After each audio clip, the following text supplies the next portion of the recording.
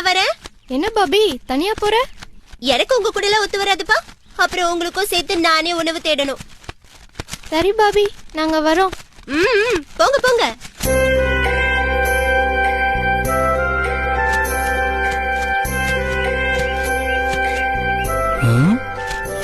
யார் இது? அழகா இருக்காளே.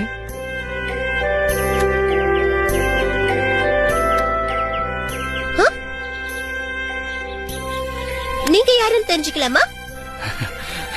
நானே கேட்கலான் இருந்தேன், அதுக்குள்ள ஏ நான் கேட்ட நீங்க பதில் சொல்ல மாட்டீங்களோ? ஐயோ அப்படியெல்லாம் இல்ல. பரவாயில்ல பரவாயில்ல, விட்டுருங்க.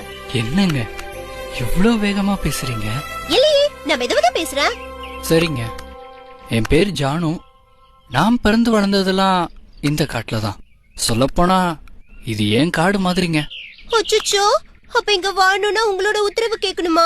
ஆஹா, நான் அந்த அர்த்தத்துல சொல்லுங்க. ஓஹோ, அப்படின்னா இதுக்கு வேற அர்த்தம் கூட இருக்கா? ஐயோ என்ன விட்டுருங்க. உங்களை நான் பிடிச்சாதானே விடுறதுக்கு. என்ன அமைதியாயிட்டீங்க? உங்களை எனக்கு ரொம்ப பிடிச்சிருக்கு. நான் ஏதாவது தப்பா பேசிட்டேனா? என்ன பிடிச்சிருக்குன்னு சொன்ன முதல் ஆளு நீங்க தான். சரி சரி, இந்த காட்டை சுத்தி பார்க்கலாமா? ஓ தாராளமா. ஆனா நீங்க பேசிட்டே இருந்தா எப்படி பாக்குறது? ஏன், நம்ம கண்ணால தானே பார்க்க போறோம், வாயால இல்லல்ல. பாபி, நீங்க இப்படி பேசிட்டே இருந்தீங்க, நான் உங்க கூட வரமாட்டேன். ஐயோ, அப்படின்னா நான் பேசவே மாட்டேன். வாங்க போலாம். எப்படி இருக்கு பாபி? பாபி எங்க போற? இது வந்துடுற.